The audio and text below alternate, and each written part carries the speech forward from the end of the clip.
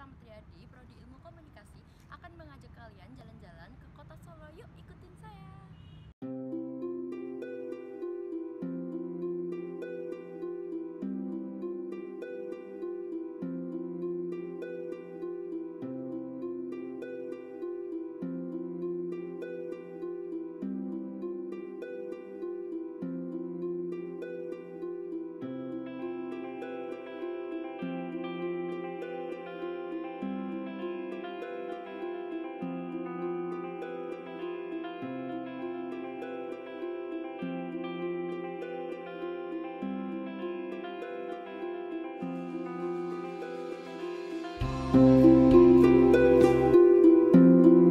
Yang pertama kita akan mengunjungi Keraton Surakarta dan kita sudah sampai di Keraton Surakarta. Saya akan menjelaskan tentang sejarah Keraton Surakarta Hadiningrat mulai dibangun pada tahun 1743 dan diresmikan pada 17 Februari 1745 atau 17 Suro 1670.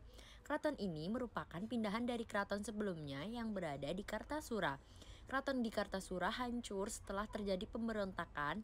Saat mencari lokasi pembangunan keraton yang baru, ada tiga daerah yang diajukan. Ketiga desa tersebut adalah Desa Kadipala, Desa Sanasewu, dan Desa Sala. Pilihan lalu jatuh kepada Desa Sala karena meski dipenuhi rawa, desa ini dianggap paling cocok dijadikan sebagai tempat dibangunnya keraton yang baru. Dan saya akan menjelaskan latar belakang dari Keraton Kesunanan Surakarta. Kesultanan Mataram yang runtuh akibat pemberontakan Trunajaya tahun 1677, ibu kotanya oleh Sunan Amral, dipindahkan di Kartasura. Pada masa Sunan Pakubuwana II, pemegang tampuk pemerintahan Keraton Mataram mendapat serbuan dari pemberontakan orang-orang Tionghoa yang mendapat dukungan dari orang-orang Jawa anti VOC tahun 1742. Kerajaan Mataram yang berpusat di Kartasura itu mengalami keruntuhannya. Kota Kartasura berhasil direbut kembali berkat bantuan Adipati Cakraningrat, penguasa Madura Barat yang merupakan sekutu, namun keadaannya sudah rusak parah. Pakubuwana II yang menyingkir ke Ponorogo kemudian memutuskan untuk membangun istana baru di Desa Sala sebagai ibu kota kerajaan Mataram yang baru. Bangunan Keraton Kartasura yang sudah hancur dan dianggap tercemar, Sunan Pakubuwana II lalu memerintahkan Tumenggung Honggowongso bernama kecil Joko Sangrip atau Kental Surawijaya, kelak diberi gelar Tumenggung Arung Binang I, bersama Tumenggung Mangkuyuda serta komandan pasukan Belanda. Untuk itu dibangunlah keraton baru 20 km ke arah tenggara dari Kartasura pada 1745, tepatnya di Desa Sala di tepi Bengawan Solo. Untuk membangun keraton ini, Pakubuwana II membeli tanah seharga selaksa kaping emas yang diberikan kepada Akuwu atau lurah Desa Sala yang dikenal sebagai Ki Gede Sala. Di tengah pembangunan keraton, Ki Gede Sala meninggal dan dimakamkan di area keraton. Nama Surakarta diberikan sebagai nama wisuda bagi pusat pemerintahan baru ini. Pembangunan keraton ini menurut catatan menggunakan bahan kayu jati dari kawasan Alas Ketu, hutan di dekat Wonogiri, dan kayunya dihanyutkan melalui Bengawan Solo. Secara resmi keraton mulai ditempati tanggal 14 Februari 1745 atau Rabu Pahing 14 Sura 1670 penanggalan Jawa. Berlakunya perjanjian Giyanti 13 Februari 1755 menyebabkan Surakarta menjadi pusat pemerintahan Kasunanan Surakarta dengan rajanya Pakubuwana III. Yogyakarta menjadi pusat pemerintahan Kesultanan Yogyakarta dengan rajanya Sultan Hamengkubuwono I. Keraton dan Kota Yogyakarta mulai dibangun pada 1755 dengan pola tata kota yang sama dengan Surakarta yang lebih dulu dibangun. Perjanjian Salatiga 1757 memperkecil wilayah Kasunanan dengan diberikannya wilayah sebelah utara keraton pada pihak Pangeran Sambernyawa atau Mangkunegara I.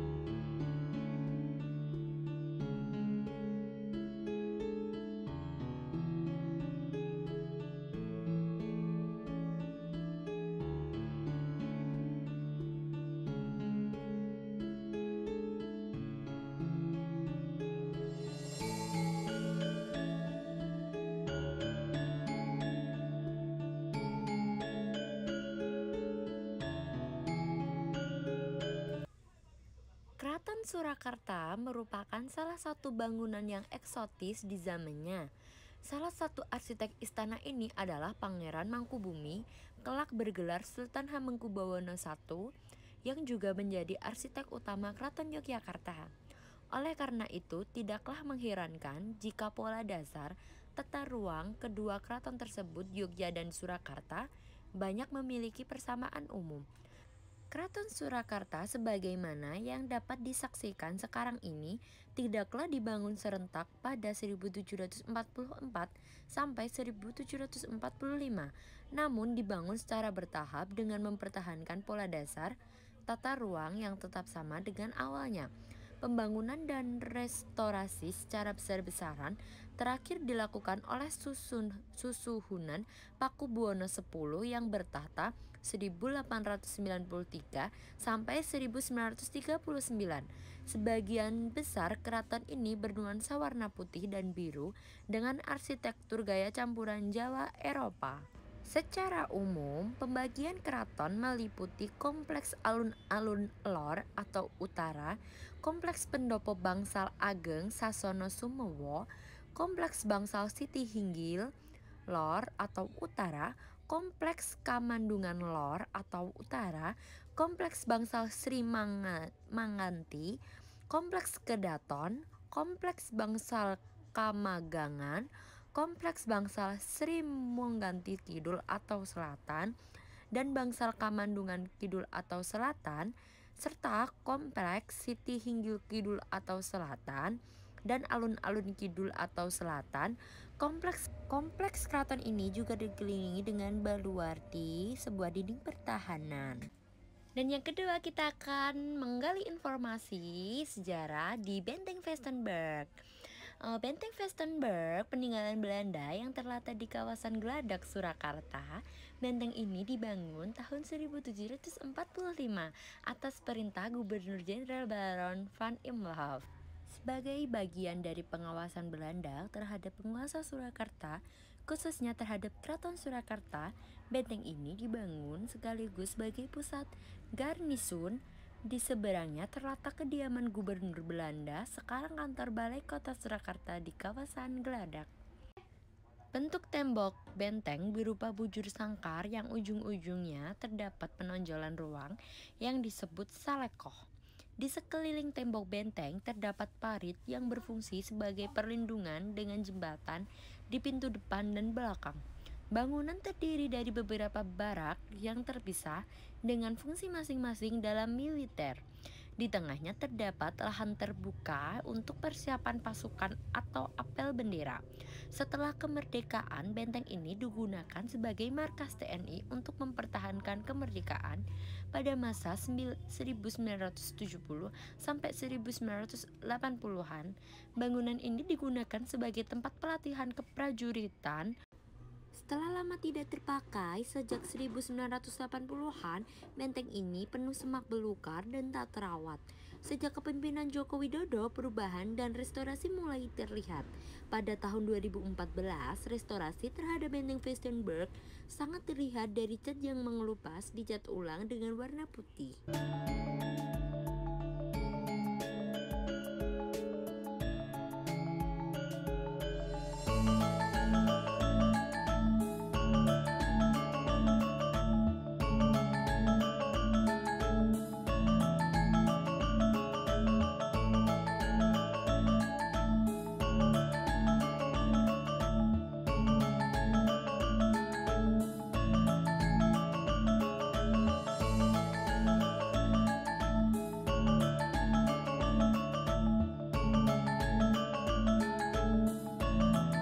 Kita akan mengunjungi tempat kekinian yang baru booming akhir-akhir ini, yaitu Gedung Juang 45. Gedung Juang 45 dibuka untuk umum pada bulan September 2019 dan kunjungan ini pun membludak apalagi di hari-hari libur. Mungkin pada awalnya pengelola Gedung Juang 45 ini tidak memungut biaya tiket masuk alias gratis. Belum lagi nuansa arsitektur Eropa dan bangunan Gedung Juang 45 ini bagus untuk berfoto-foto dan menikmatinya.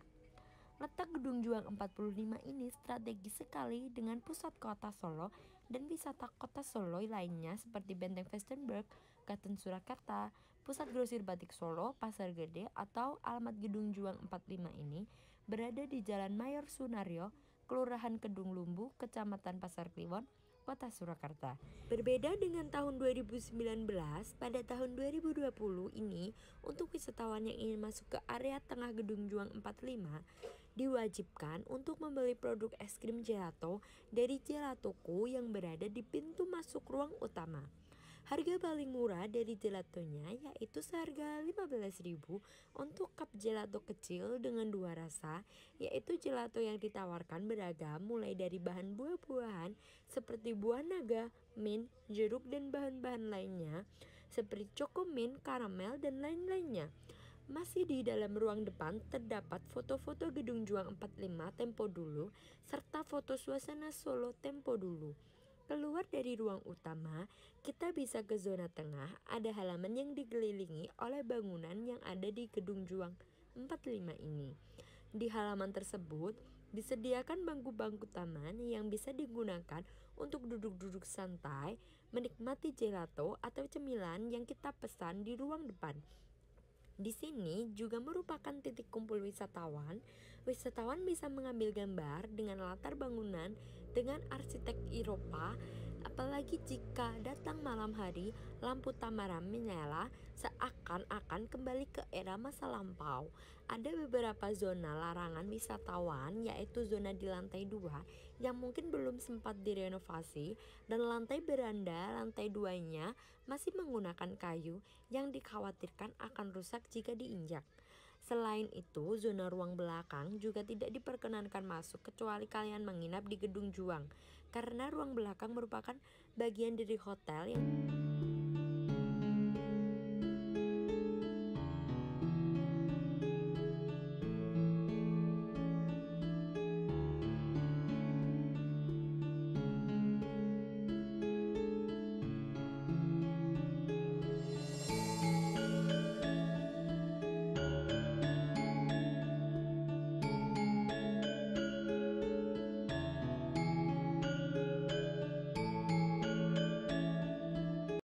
udah mengikuti saya jalan-jalan ke Solo dan sampai jumpa.